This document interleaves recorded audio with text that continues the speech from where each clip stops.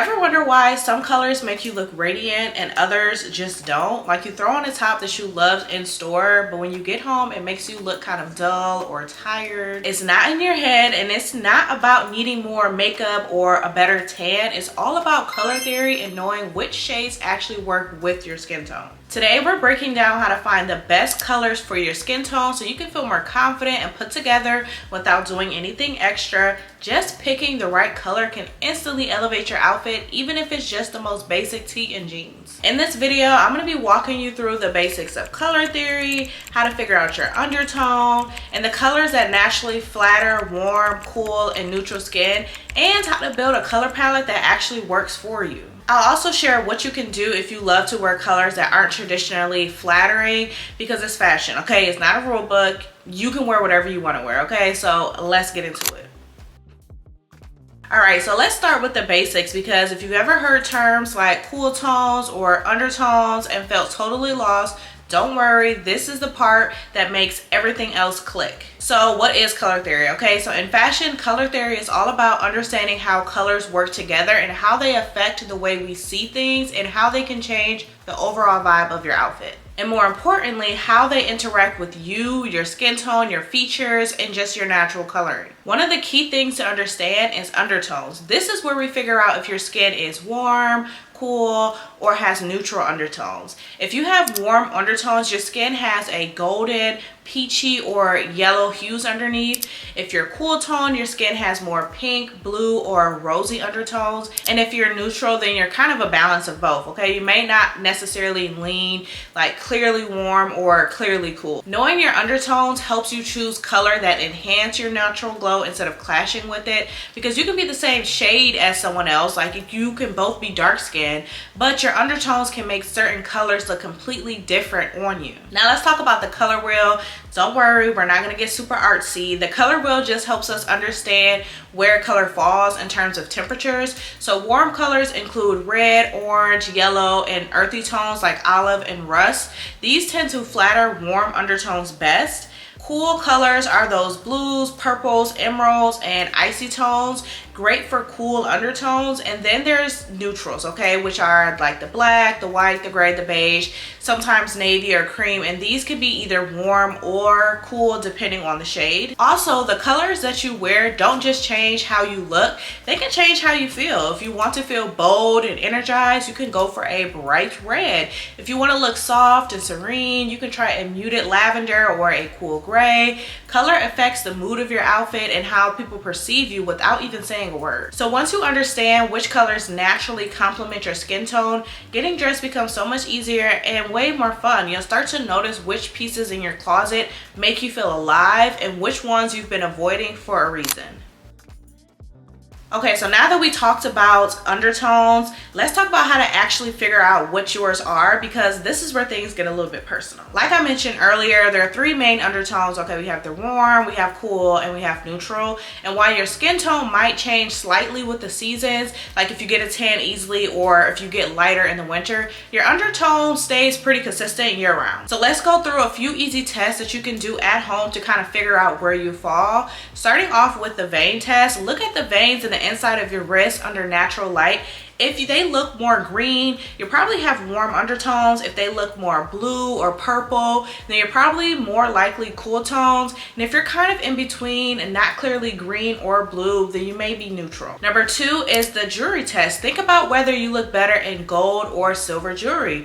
Gold tends to complement warm undertones really well. Silver usually flatters cooler undertones, and if you feel like you can pull off both, then you might be neutral undertones. Number three is the white paper test. Okay, grab a plain white piece of paper and just hold it up to your face in natural light, no makeup. If your skin looks more yellow, peachy, or golden next to the paper, then you're more likely at warm tones. If your skin looks pink, rosy, or blushy, then you may be cool tones. And if you just see a balanced tone, not obviously pink or golden, then you're probably neutral. You can also do a natural lip or cheek tone test. This one's subtle, but it's still helpful. If your natural lip or cheek tone leans more coral, peach, or warm pink, that could be a sign of warm undertones. If you're naturally flush, more mauve, rosy, or like a cool berry, then you're probably cool tones. And again, if you're somewhere in the middle, then neutral could be be your undertone. These tests aren't perfect on their own, so the best way to get an accurate read is to try a few of them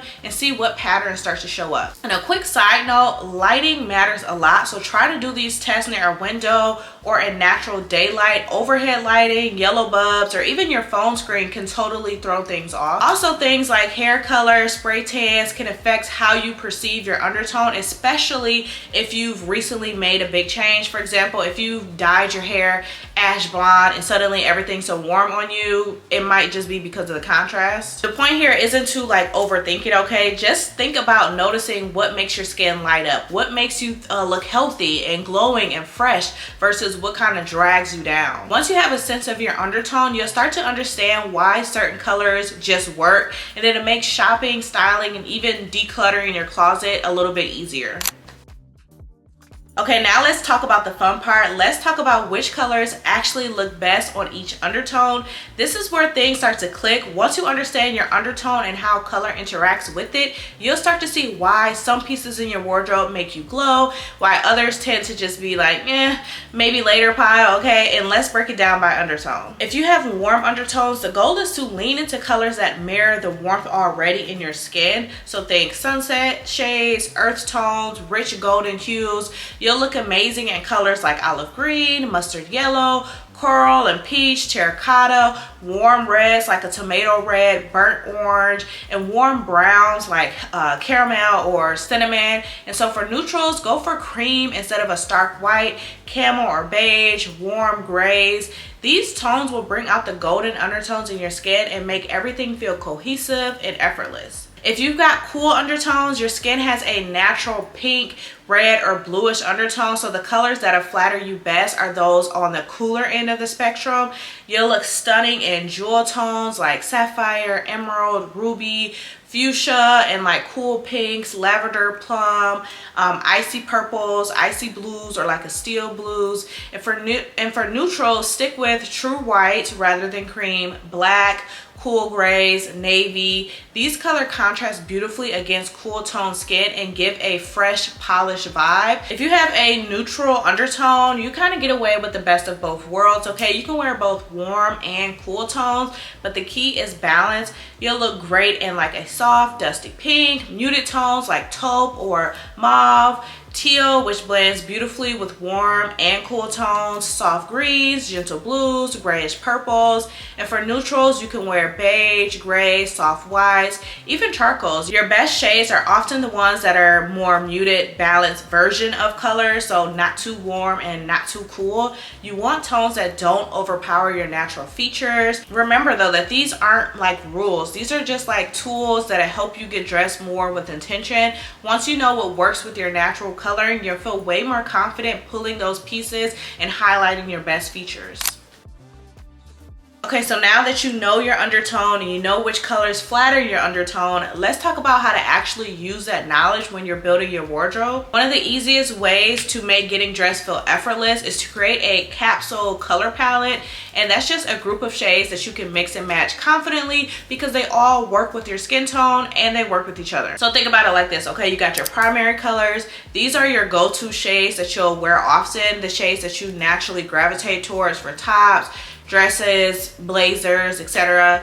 Then you got your accent colors. These are the fun pops that bring personality and variety to your outfit. So think your bags, your shoes, your statement pieces, even which color lipsticks you like to wear. And then of course we have our neutrals. These are the colors that ground your wardrobe and keep everything feeling cohesive. So your go-to shades for basics like trousers, coats, and layering pieces that kind of hold the whole palette together. So let's talk neutrals first, because all neutrals are not created equal, okay? The right neutral can elevate your whole look while the wrong one can kind of wash you out. So if you have warm undertones, go for a cream, camel, beige, or like warm gray. If you are cool tone, reach for true whites, black, cool gray, or navy. If you're neutral, you can rock soft grays, taupes, balanced shades like stone. Then you're going to want to build around your neutral colors with your most flattering primary and accent colors, okay? And these don't have to be super bright.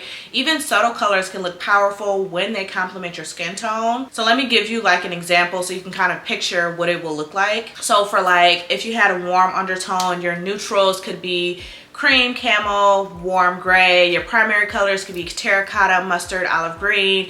Your accent colors could be coral, warm red, golden yellow. And then if you were had a cool undertone, your neutrals could be white, black, cool gray, navy. Your primary colors could be sapphire, emerald, icy lavender, and your accent colors could be fuchsia, cobalt, raspberry. Now if you have a neutral undertone, your neutrals can be a soft white, a taupe, a mushroom.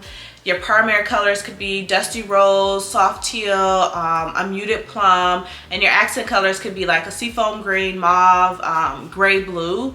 Keep in mind though that your palette doesn't have to be huge. You can start off with just a handful of shades that you love that work well together, and then kind of build from there and then expand your personal color palette. And don't forget, you don't have to wear your best colors head to toe, okay? Sometimes it's just a pop in your earrings, your bag, your lipstick can make your whole outfit come alive. Now, if you want to take your color game to the next level, then let's talk about something that's called a seasonal color analysis. This goes a little bit deeper than just knowing your undertone. It looks at the full picture, so your skin tone, your hair color, your eye color, and the contrast between them to figure out which season you fall into and which colors are work best for your natural coloring. So the 4 main seasonal categories are spring, summer, autumn, winter, but each also has subcategories like light spring, deep autumn, or cool summer, depending on whether your features are more muted, bright, soft, or have a high contrast. What makes seasonal analysis so helpful is that it doesn't just look at what colors work for your skin. It also considers how saturated, deep, or soft those colors should be. For example, 2 people with cool undertones might look great in different shades. One might need a soft powdery tones like a summer, while another can rock bold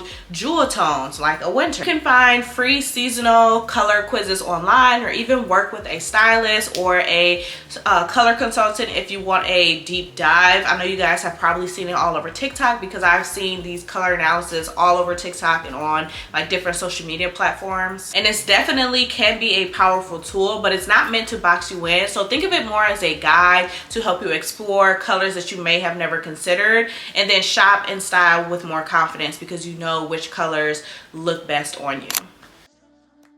Now let's talk about if you want to wear a color that's technically not in your color palette, or that technically is not supposed to work for your undertone. First of all, you can absolutely wear whatever you want to be, okay? Fashion is fun and expressive. It's not restrictive, and just because a color isn't the most flattering on paper doesn't mean that you have to give it up completely, okay? Here's how you can make those tricky colors work for you without having to sacrifice your glow. Number 1, you're going to want to keep the color away from your face, okay? If a shade tends to wash you out or kind of clash with your undertone, simply wear it on the bottom half of your outfit, like in pants or skirts or shoes. The closer a color is to your face, the more it impacts your complexion. So keeping it further away makes it easier to pull it off. Number 2 is to balance it with makeup, okay? If you're wearing a color that doesn't naturally flatter your skin tone, you can bring that balance back with the right makeup. Try using a blush or a lipstick in one of your best colors, a little bronzer or highlight to kind of warm up your skin more, or even an eyeshadow that complements your undertone. It's all about bringing that harmony back to your face so the color doesn't overpower you. Number 3 is to layer with outerwear or accessories in your best tone. So throw on a jacket or a scarf or a necklace in a color that suits you best. This creates a visual buffer between the less flattering color and your skin, helping you look more balanced and put together. Even something as small as statement earrings and a flattering metallic can make a huge difference. And finally, if you love it, wear it, period, okay? Confidence truly overrides any fashion rule. If the color makes you feel bold, joyful, and you feel good, you feel like yourself, that's more important than whether or not it fits your undertone, okay? You know your style, you know what you feel confident in,